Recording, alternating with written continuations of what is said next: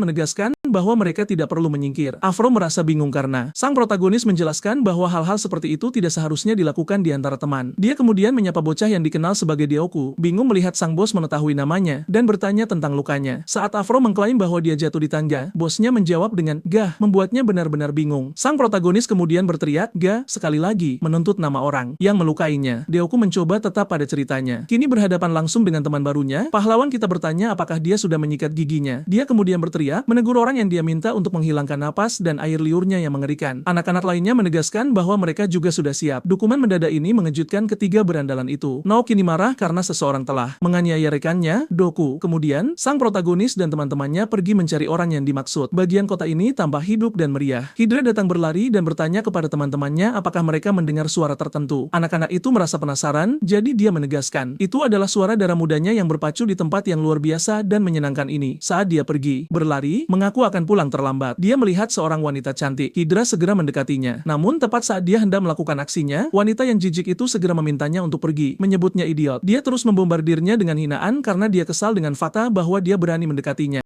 Dan dengan perkataan itu, dia pergi, mengklaim bahwa wajahnya menjijikan. Dengan begitu, teman-teman si bocah tidak bisa tidak mengasihaninya karena pengalaman ini cukup keras. Diagu menegaskan kepada sang protagonis bahwa dia tidak perlu melakukan hal semacam itu demi mereka. Temannya setuju, mengklaim bahwa mereka tidak yakin apakah si agresor akan berada di tempat ini, mengusulkan untuk kembali, hanya agar sang pemimpin mengklaim bahwa mereka harus pergi. Bersenang-senang setelah ini. Pada saat itu, Afro akhirnya melihat pria yang mereka cari. Dengan perkataan itu, pahlawan kita memanggil temannya dan dengan tegas mendesak mereka untuk bergerak. Jadi, anak-anak SMA itu menuju ke lokasi si preman. Penjaga di pintu yang melihat mereka datang meminta mereka pergi karena tidak ada anak di bawah umur yang diperbolehkan masuk. Sang raksasa lembut menegaskan bahwa mereka mencari seseorang di dalam. Namun mereka yang di pintu tidak peduli sedikit pun. Jadi pahlawan kita tidak punya pilihan selain menggunakan tekniknya, Eyes of the Sexy Tiger. Dia kemudian dengan cepat memerintahkan mereka untuk menyingkir. Dan begitu saja, mereka yang tadinya melarang anak-anak SMA itu masuk justru menyambut pahlawan kita ke dalam gedung. Sementara itu, teman-temannya yang telah melihat semuanya kesulitan memahami peristiwa yang terjadi tepat di depan mata mereka. Sementara itu di dalam, cangkir-cangkir dibenturkan. Preman itu dan teman-temannya sedang bersenang-senang. Dia menegaskan kepada gadis bersamanya bahwa dia telah bertemu dengan pria menyebalkan yang sama kemarin. Dan ketika dia bertanya tentang apa yang terjadi, dia dengan bangga mengklaim bahwa dia telah menghajarnya. Gadis itu mengklaim hal ini cukup menghibur, hanya untuk kemudian merasa terkejut. Semua tiba-tiba merasa takut dan menatap ke arah pintu hanya untuk menemukan sepasang mata yang mengesankan menatap mereka. Dengan begitu, Bos 99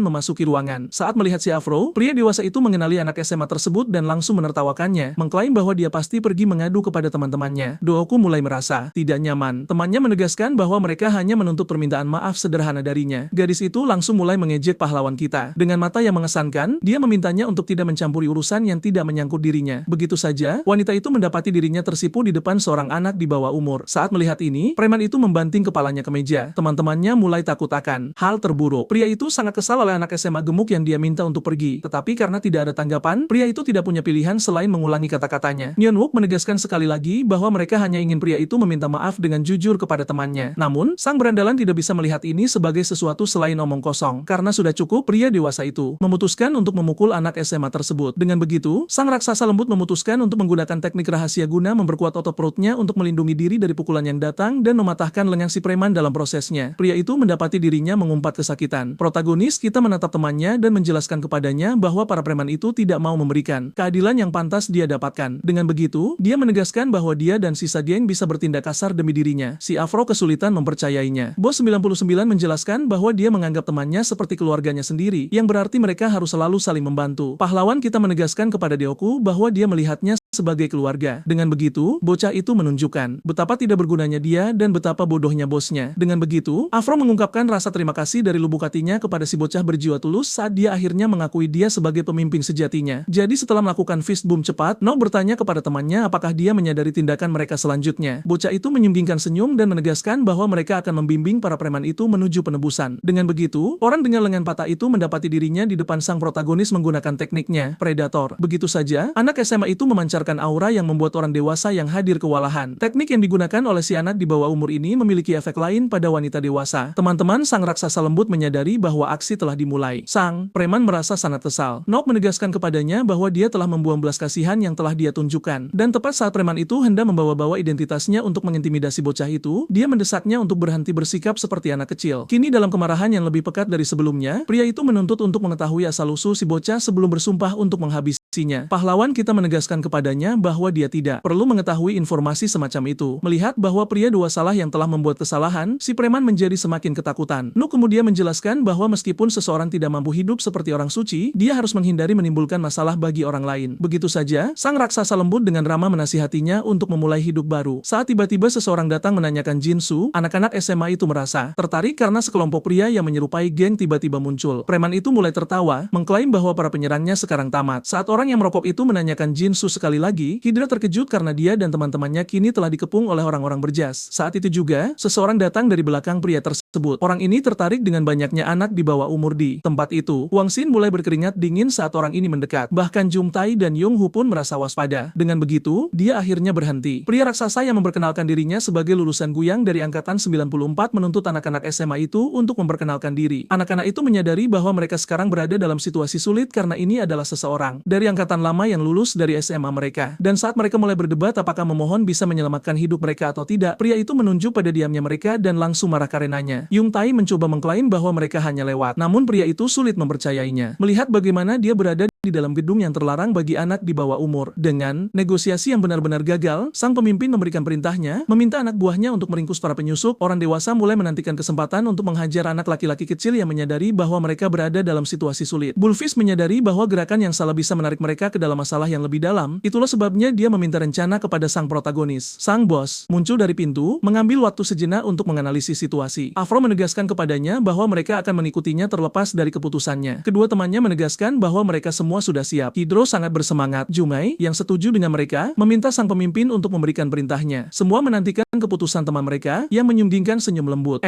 Wook menjelaskan bahwa percakapan saat ini tidak berguna. Itulah sebabnya mereka harus menggunakan kekerasan terlebih dahulu sebelum meminta anak buahnya untuk tidak menyebabkan kerusakan di luar proporsi. Dan saat sang pemimpin berteriak, semua anggota kelompok menanggapi seruan perangnya dengan suara yang kuat. Begitu saja, anak-anak SMA itu mampu mengintimidasi orang dewasa. Saat melihat ini, sang bos menjadi sangat marah, karena mereka tidak lebih dari anak di bawah umur biasa. Jadi orang dari angkatan 94 itu memerintahkan serangan, membuat pasukannya sadar kembali dan menyerbu anak-anak yang memutuskan untuk menghadapi mereka tanpa rasa takut. Tepat saat salah satu pria hendak melakukan pukulan pertama, dia disambut dengan pintu di wajahnya. Pelayan yang memasuki ruangan itu tidak lain adalah Sudako. Para junior merasa tertarik karena mereka telah bertemu dengan senior mereka yang menemukan mereka dalam situasi yang tidak dapat dijelaskan. Melihat penyusup mereka mengenali pelayan tersebut, para antek segera menganggapnya sebagai bagian dari geng mereka. Sang senior menghadapi masalah sekali lagi karena para juniornya. Saat ketiga penjaga segera menyerbu ke arahnya, siswa kelas 3 yang waspada itu segera menghindari pukulan pertama. Dia terus menghindar tanpa mengangkat tinjunya. Sudonko menuntut untuk mengetahui alasan di balik agresi ini. Dia kemudian menghindari pukulan yang mengenai piringnya. Dan begitu saja, apa yang ada di atasnya pecah di lantai. Hal Hal ini sangat mengganggu Sudonko yang menghindari pukulan pria itu sekali lagi. Hanya kali ini, dia mencengkeram kerahnya dan mendorong lututnya dalam-dalam ke dagunya. Dengan itu, yang pertama dari ketiganya telah dijatuhkan, sementara pria kedua mencoba menangkapnya dari belakang, hanya untuk membuat anak SMA itu menunduk dan tidak memberi lawan ruang untuk bereaksi sebelum akhirnya melakukan uppercut. Pelayan yang marah itu belum selesai, karena dia membombardir lawannya dengan serangkaian pukulan. Sang antek tidak tahan lagi. Sudarko memutuskan untuk melakukan serangan terakhir. Saat dia menendang pria itu dengan kekuatan sedemikian rupa hingga dia membuatnya terbang ke dinding. Saat melihat ini, penyerang ketiga merasa ngeri. Baru saat itulah dia menyadari anak SMA haus darah yang siap menyerangnya. Sudarko kemudian memberikan pukulan kuat yang cukup kuat untuk membuat pria dewasa itu kehilangan kesadaran. Saat itulah dia menyadari bahwa dia tidak akan bisa mempertahankan pekerjaannya. Semua siswa melakukan yang terbaik untuk mengalahkan lawan dewasa mereka, semua kecuali satu. Hydra mendapati dirinya kalah di tanah. Sang agresor sangat menikmati menginjak-injaknya saat tiba-tiba bertemu dengan tinju terbang yang menjatuhkannya ke punggungnya. Yang Tai segera memeriksa temannya hanya untuk membuat Inen mengklaim bahwa dia baik-baik saja dan bahwa dia melihat sesuatu di tanah. Bocah itu kemudian dengan cepat merasa waspada karena temannya yang mencoba membantunya akan menjadi objek serangan diam-diam. Tiba-tiba, seseorang menabrak penyerang itu dan mengirimnya ke kaki rekannya. Ini tidak lain adalah Deoku yang meminta temannya untuk tidak terganggu. Jung Tai merasa sangat senang dengan hal ini saat dia kemudian mengungkapkan rasa terima kasihnya kepada penyelamatnya. Orang yang dijatuhkan bocah itu dengan cepat bangkit dan menegaskan kepada anak-anak SMA itu bahwa mereka akan membayar atas apa yang telah mereka lakukan. Sementara itu, dua anak SMA mendapati diri mereka dikelilingi oleh banyak orang dewasa. Bullfish kini membelakangi seniornya. San Junior menuntut penjelasan dan setelah mendengar Sudako mengeluh tentang mereka yang menyebabkan masalah di tempat kerjanya, bocah itu akhirnya mengerti mengapa seniornya yang bekerja selarut ini selalu lelah di sekolah meskipun mengaku bahwa itu tidak masalah baginya. Sudako segera menegur juniornya karena tata kramanya yang buruk, membuat bocah itu menunjukkan seberapa sering keluhan semacam itu terjadi. Dengan begitu, sang senior menegaskan bahwa semua orang di angkatan 99 sama baginya saat dia meninju salah satu dari banyak lawannya. Dan, saat semua orang terjebak dalam perkelahian, sang protagonis merasakan sesuatu mendekat. Seseorang kemudian memuji penampilan mereka, mengklaim bahwa mereka hanyalah anak SMA biasa. Pria yang bertanggung jawab merasa bersemangat, mengklaim bahwa sudah lama sejak dia memiliki kesempatan untuk merendahkan seseorang. Dengan begitu, kedua bos itu kini berhadapan langsung. Yung Tai bersama Yonghu, serta anak-anak SMA lainnya memiringkan mata mereka ke arah dua raksasa yang saling memberikan tatapan gelap. Orang dewasa itu memutuskan untuk melakukan langkah pertama dan dalam sekejap mata, San Junior mendapati tinju di bawah topinya. Tinju yang dengan mudah dia hindari. Pahlawan kita tetap tidak terpengaruh saat dia terus menghindari pukulan yang datang, bahkan jika beberapa berhasil menggoresnya sedikit. Namun pada akhirnya, orang dewasa itu mendaratkan pukulan serius yang berhasil mendorong si penambang gemuk itu menjauh. Namun demikian, ekspresi protagonis tetap sama. Lawannya, di sisi lain, merasa bingung melihat betapa mudahnya dia menghindari semua serangannya. Hal ini membuat pria itu semakin bersemangat. Dengan begitu, dia mendesak pahlawan kita untuk menghentikan aksinya demi menyelamatkan dirinya sendiri. Melihat pria yang bertanggung jawab menyingkirkan, beban pemberatnya membuat sang antek menyadari bahwa hari ini akan berakhir dengan cedera seseorang. Dengan beban di tanah, pahlawan kita tertarik dengan beratnya yang mencapai 1 kilogram. Pria itu kemudian mengklaim bahwa dia tersinggung karena lawannya menganggapnya bodoh. Dia bisa dengan mudah mengatakan bahwa sang protagonis tidak mengeluarkan seluruh kekuatannya terhadapnya. Orang dewasa itu kemudian menegaskan bahwa suaranya akan berubah. Sikap segera saat dia dengan cepat menyerbu ke arahnya dengan pukulan yang mengerikan. Dengan begitu, bos 99 telah terlempar ke dinding, membuat temannya cemas akan keselamatannya. Pahlawan kita kini terbaring di tanah, tetapi lawannya, yang tahu betul bahwa dia meleset, mendesaknya untuk berhenti berpura-pura. Pria itu terhibur oleh naluri bertarung sang bocah yang hebat. Noah dengan cepat bangkit dan menyesuaikan topinya. Dengan begitu, orang dewasa itu memutuskan untuk melanjutkan perkenalan saat dia memperkenalkan dirinya sebagai lulusan angkatan 94, Lee Man-ho. Semua terkejut mengetahui bahwa dia adalah lulusan SMA mereka, terutama dari angkatan 94 yang legendaris. Pahlawan kita dengan rendah hati memperkenalkan dirinya juga. Lee Man-ho, yang tertarik dengan fakta bahwa dia tidak terbiasa dengan nama seseorang sekuat raksasa yang tenang itu, segera menyadari bahwa dia bukan dari provinsi mereka. Hal ini membuat pria itu semakin bersemangat saat dia mendesak lawannya untuk mendekat. Seiyan Wook mengklaim bahwa dia menilai tingkat lawannya berdasarkan serangannya, dan setelah memutuskan untuk menangani pertarungan dengan serius, dia dengan cepat menutup jarak di antara mereka dan bertanya kepada orang yang merasa waspada apakah dia melakukan hal-hal dengan cara yang benar. Lee Man-ho terkejut melihat keterampilan yang memaksanya untuk berlatih tanpa henti sambil mengenakan beban untuk menguasai teknik yang digunakan sang pahlawan, membuat mereka percaya bahwa mereka setara satu sama lain, hanya untuk segera menyadari bahwa sang protagonis melampaui dirinya dalam domain kecepatan. Dan dengan begitu, pria dewasa itu telah dipukul ke dinding oleh seorang anak di bawah umur, yang membuat anak buahnya ngeri. Dampaknya begitu kuat hingga berhasil merusak dinding bata. Meskipun menyadari bahwa sudah terlambat, pria dewasa itu tidak bisa menahan senyum. Dia tertarik oleh protagonis yang hanya memberikan satu pukulan, membuatnya berasumsi bahwa dia disalahartikan sebagai pria tua yang lemah. Tapi sang raksasa lembut menegaskan bahwa itu dilarang menyerang seseorang di tanah. Meskipun mengakui rasa hormat ini, Lee Man-ho menegaskan kepada yang muda bahwa itu akan membuatnya mahal sebelum menyerbu ke arahnya dan memberikan pukulan cepat. Sang protagonis yang menghindarinya dan awalnya tetap tidak terpengaruh, dengan cepat menyadari menyadari bahwa wajahnya telah terluka. Pria yang puas itu kemudian menyesuaikan lintasannya dan melakukan upaya kedua. Saat dia mengulangi serangan yang sama, yang ketiga terus menghindari pukulan cepat, mendapatkan 2 goresan lagi di wajahnya. Dia terus menghindari pukulan tanpa pernah membalas. Pada saat itu, orang dewasa yang menatap si anak di bawah umur akhirnya menyadari bahwa dia perlahan kehilangan kecepatan. Lee Man-ho kemudian menempatkan jarak antara dia dan lawannya dengan memukulnya begitu keras hingga dampaknya berhasil mendorongnya beberapa kaki jauhnya. Orang dewasa itu mengakui kekuatan lawan mudanya dan membuatnya cukup terkejut saat dia menegaskan bahwa dia adalah orang pertama setelah pemimpinnya yang membuatnya mengeluarkan kekuatan penuhnya. Lee Man-ho mendesak yang muda untuk bertarung dengan serius atau berisiko kehilangan nyawanya dalam menghadapi teknik pamungkasnya yang dikenal sebagai gerakan kecepatan ultra. Begitu saja, lulusan sekolah itu menyerbu sang junior secepat peluru. Pria dewasa itu tidak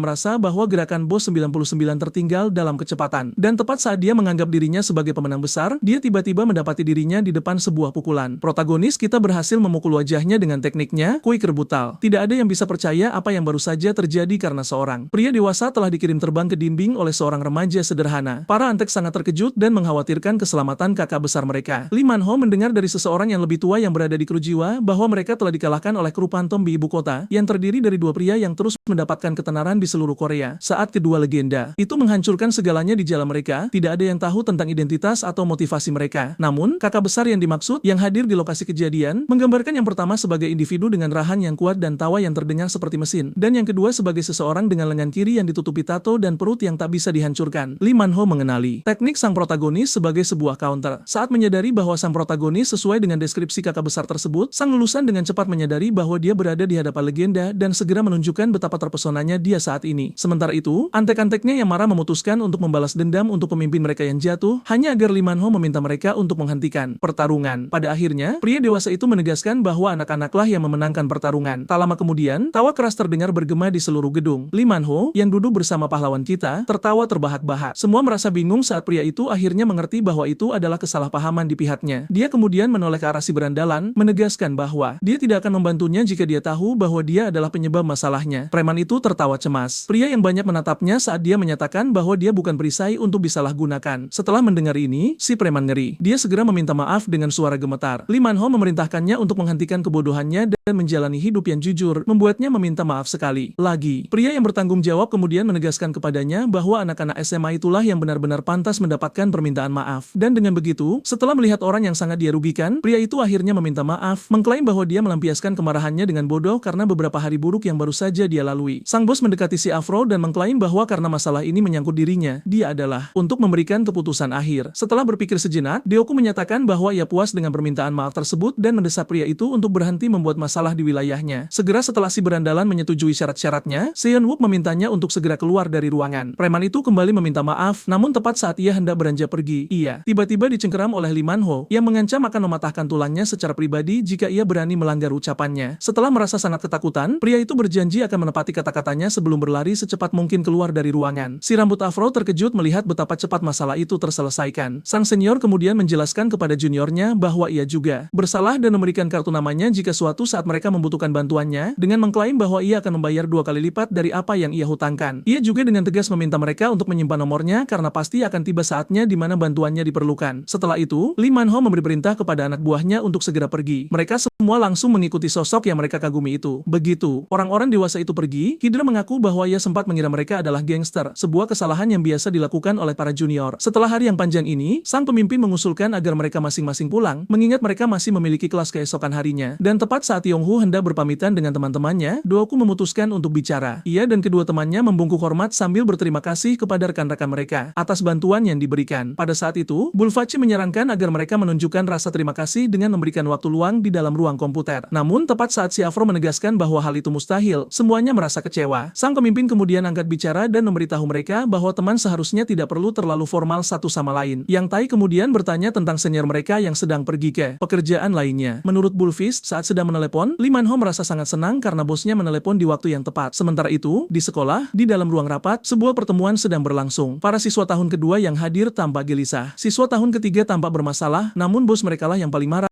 melihat kursi para junior mereka kosong. Salah satu dari siswa tingkat akhir mengklaim bahwa para siswa baru sangat ceroboh dan tidak peduli untuk menghadiri pertemuan. Salah satu yang terkuat lainnya mengklaim bahwa mereka perlu diajari disiplin karena buruk dalam mengumpulkan dana. Ia kemudian menoleh ke Bos 98 yang menegaskan bahwa siswa pindahan tahun pertama yang ia kenal seharusnya tiba hari ini. Ketika ditanya apakah mereka bisa diandalkan, Changok menunjukkan ekspresi kelam sebelum akhirnya menyunggingkan senyuman. Sementara itu, di lorong, seorang anak laki-laki dan perempuan sedang berjalan dengan tenang di dalam sekolah. Keduanya tampak santai. Bos 98 meyakinkan yang lainnya, mengklaim bahwa mereka akan segera mendapatkan kembali kendali atas posisi pemimpin junior.